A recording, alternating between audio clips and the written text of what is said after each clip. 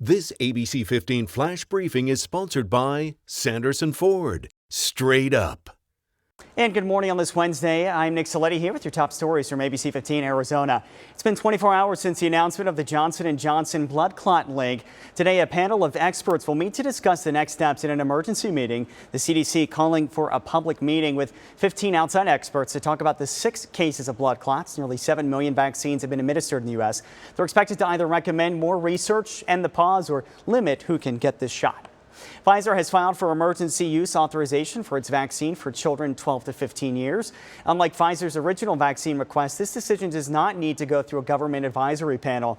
That means approval could happen even sooner. Right now, anyone 16 and up is approved for Pfizer's vaccine. Yesterday, the White House task force said kids could be eligible for a COVID vaccine by the fall.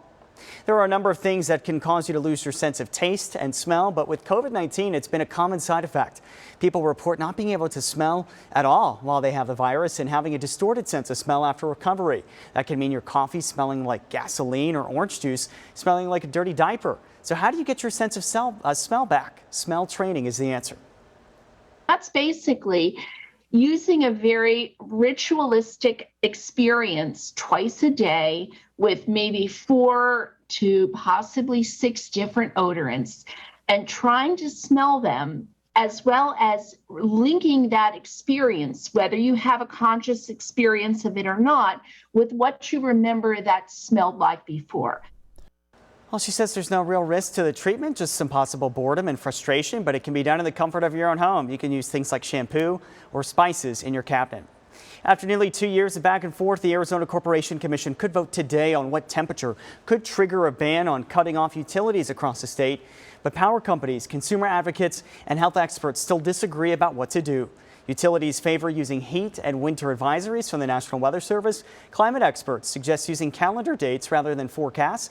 Consumer advocates like AARP are pushing for a 95-degree threshold. Others like consumer advocate Stacey Champion want the temperature even lower. If the goal is 0 deaths, then it has to correlate with the data that shows that at 90 degrees, you're probably not going to get people dying inside. The issue came to the forefront in 2019 when it was revealed that 72-year-old Stephanie Pullman died in her home after Arizona Public Service disconnected her electricity on a 105-degree day in 2018. Pullman was $51 short on her bill. Well, the higher grocery prices we've been seeing will likely keep on going. The Bureau of Labor Statistics released its monthly consumer price index.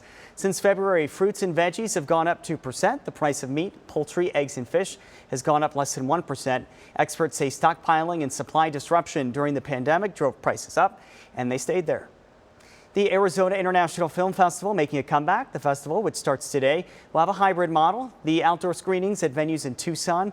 And for those wanting to stay at home, you can also screen the films for 72 hours, and we saw prices for just $8. There's also going to be at least 10 online panels that are free to the public. How much do you love a cheeseburger? Enough to get a permanent tattoo? Farmer's Boys, which just opened in Gilbert, is celebrating its 40th anniversary and wants to find the ultimate fans. You can get one of 3 tattoos, and then you can score free burgers for a year.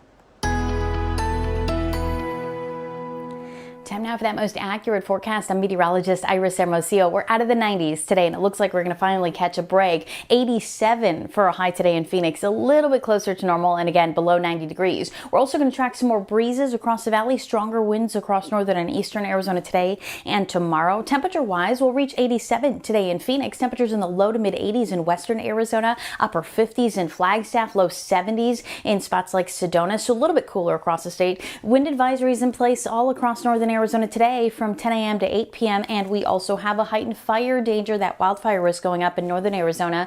Today, that fire weather warning in place. And then tomorrow, you see that area in tan. Those are fire weather watches that will likely be upgraded to fire weather warnings by tomorrow, but they'll be in place tomorrow. Winds here in the valley, breezy in northern Arizona. We're looking at windy conditions, gusts as high as 50 miles an hour. As you look at that 7-day forecast, we'll reach 87 today, and then temperatures down into the low to mid 80s Thursday and Friday. For the latest headlines, weather, and traffic, go to abc15.com or just download our free ABC15 mobile app. This ABC 15 Flash Briefing is sponsored by Sanderson Ford. Straight up.